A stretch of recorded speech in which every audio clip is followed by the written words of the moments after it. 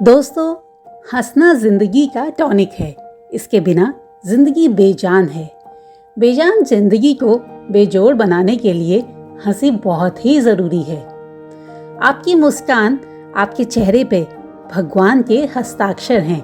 उसे अपने आंसुओं से धुलने या अपने क्रोध से मिटने ना दें। आज आपके लिए लेके आई हूँ 3 बौद्ध भिक्षुओं की कहानी, जिसे सुन के आप भी मुस्कुरा उठेंगे। तो चलिए शुरू करते हैं। बहुत समय पहले की बात है। पुराने चीन के नॉर्थ में 3 लाफिंग मॉन्क्स यानी 3 हंसने वाले बौद्ध भिक्षु रहते थे। उनका नाम किसी को भी नहीं पता, क्योंकि उन्होंने कभी भी अपने बारे में कोई बात नहीं की। ना ही उन्होंने किसी से बात की और ना ही किसी की बातों का जवाब दिया। चीन में बस उन्हें 3 हंसते हुए भिक्षु यानी 3 लाफिंग मॉन्क्स के नाम से जाना जाता था। वह 3 भिक्षु बस एक ही काम करते थे। वह किसी भी गांव में प्रवेश करते थे और बाजार के बीचों बीच खड़े हो जाते और हंसना शुरू कर देते। वह पूरे जी जान के साथ हंसते थे। ऐसा लगता था जैसे उनका रोम रोम हंस रहा है। लोग अचानक ही उनकी तरफ खींचे चले आते थे और धीरे धीरे उनके चारों ओर एक भीड़ जमा हो जाती थी। वह इतनी एकाग्रता, तल्लीनता और संपूर्णता के साथ हंसते थे कि उनकी हंसी देखकर पूरा गांव हंसने लगता था। जब पूरा गांव हंसी के समंदर में डूब जाता था, तब वह भिक्षु चुपचाप वहां से चले जाते थे। वह किसी से कुछ नहीं बोलते थे, ना ही कुछ उपदेश देते थे और ना ही कोई शिक्षा देते थे। बस वह जहां भी जाते अपनी हंसी से एक ऐसा माहौल बना देते थे कि लोग अपने सारे दुख दर्द भूलकर बस हंसने लग जाते थे।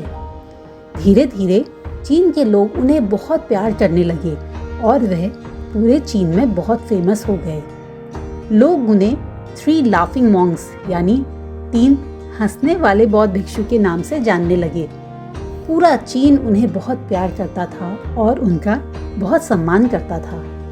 उनसे पहले या उनके बाद कभी भी किसी ने जीवन का इस तरह से व्याख्यान नहीं किया। उनकी हंसी बस एक ही संदेश देती थी कि जीवन कुछ नहीं है, केवल एक हंसी है।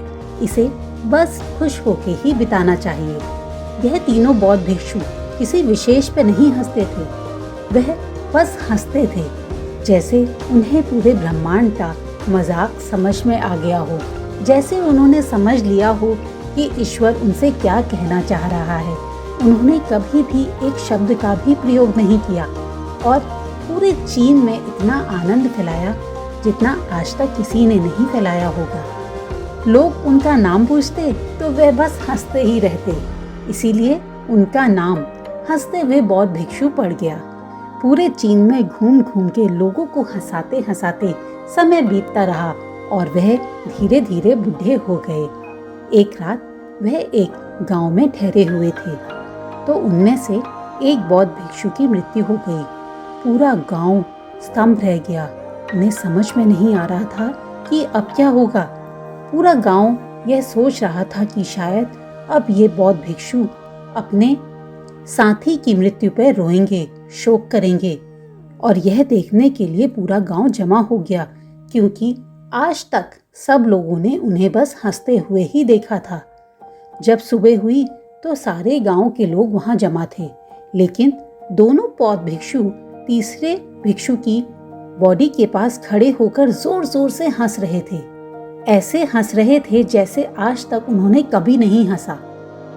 गांव के कुछ बुजुर्ग उन्हें समझाने के लिए आगे आए और उन्होंने कहा, तुम्हारा साथी मर गया है, तुम्हें इसकी मृत्यु पर ऐसे हंसना नहीं चाहिए। तब पहली बार उन भिक्षुओं ने लोगों से बात की और कहा, हम हंस रहे हैं क्योंकि यह आदमी जीत गया है। हम हमेशा सोचते थे कि पहले कौन मरेगा, लेकिन इस आदमी ने पहले मरकर हमें हरा दिया। हम अपनी हार और इसकी जीत पर हंस रहे हैं। इसके अलावा यह कई वर्षों तक हमारे साथ रहा। हम एक साथ खूब हंसे। हमने एक दूसरे की मौजूदगी और उपस्थिति का बहुत आनंद लिया। इसे अंतिम विदा देने के लिए हंसने से बेहतर और क्या तरीका हो सकता है। हम केवल हंस सकते हैं। पूरा गांव उदास था। जब उस बौद्ध भिक्षु के शरीर को अंतिम संस्कार के लिए चिता पर लिटाया गया, तब सारे गांव वालों को महसूस हुआ कि बाकी 2 बौद्ध भिक्षु मजाक नहीं कर रहे हैं। तीसरा बौद्ध भिक्षु भी वाकई में हंस रहा है। चीन में ये प्रथा है कि जब एक इंसान की मृत्यु हो जाती है तो उसके पुराने कपड़े उतारकर, उसे नहलाकर उसे नए कपड़े पहना दिए जाते हैं। लेकिन मरने से पहले इस बौद्ध भिक्षु ने अपने साथियों को अपनी एक वसीयत लिख छोड़ी थी, जिसमें उसने लिखा था कि मेरे कपड़े ना बदले जाएं, ना ही मुझे स्नान कराया जाए, क्योंकि मैं तो कभी अशुद्ध हुआ ही नहीं। मेरे जीवन में इतनी हंसी है, मैंने इतनी हंसी फैलाई कि अशुद्धता मेरे पास तक नहीं आ सकी। धूल तो मुझ पे जमा ही नहीं हो पाई, क्योंकि मैं तो हमेशा हंसता हूँ और हंसी सबसे ताज़ा चीज़ है। इसीलिए मुझे नहला के मेरे कपड़े ना बदले जाएं। जब तीसरे बौद्ध भिक्षु के शरीर पर आग लगाई गई, तब गांव वालों को पता चल गया कि उस बौद्ध भिक्षु ने मरने से पहले अपने कपड़ों में कुछ पुराने चीनी पटाखे छुपा के रखे थे, जो आग लगने के बाद फट फट करके पूरे आसमान में फैल गए और उनसे निकलने वाले रंग बिरंगी रंग पूरे आकाश में फैल गए। यह देखकर गांव वाले जोर जोर से हंस पड़े और उन्हें भी पता चल गया कि ना केवल वो 2 बौद्ध भिक्षु हंस रहे हैं, बल्कि ये तीसरा बौद्ध भिक्षु भी जोर जोर से हंस रहा है। दोस्तों, इस तरह से उस तीसरे बौद्ध भिक्षु ने भी मरने के बाद भी गांव वालों को हंसाने का मौका नहीं छोड़ा। और यह देखकर बाकी 2 बौद्ध भिक्षुओं ने कहा, चालाक आदमी, तुम मर चुके हो, लेकिन तुमने हमें एक बार फिर हरा दिया। तुम्हारे द्वारा गांव वालों के चेहरे पे पैदा की गई ये आखिरी हंसी थी।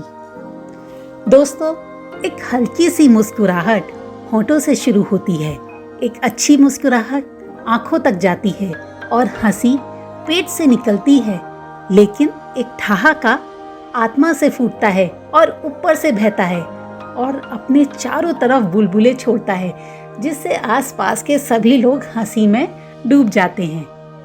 दोस्तों, एक famous English poet Lord Byron ने कहा है, जब मौका मिले हमेशा हंसें, क्योंकि इससे सस्ती दवाई कोई है ही नहीं। सचमुच दोस्तों, laughter is the best medicine. दोस्तों, मुस्कुराहट एक ऐसी चीज है जिसे हम सबको दे सकते हैं। यदि आपने खुश रहने का स्वभाव बना लिया है, हंसने मुस्कुराने को अपने जीवन का एक पार्ट बना लिया है, तो आप निश्चित तौर से आगे बढ़ते ही रहेंगे। आप में कॉन्फिडेंस डेवलप होगा। आप जहाँ भी जाएंगे अपनी मुस्कुराहट से लोगों को अपनी ओर खींच लेंगे। इससे आप लोगों से जुड़ेंगे और लोग आपसे जुड़ेंगे।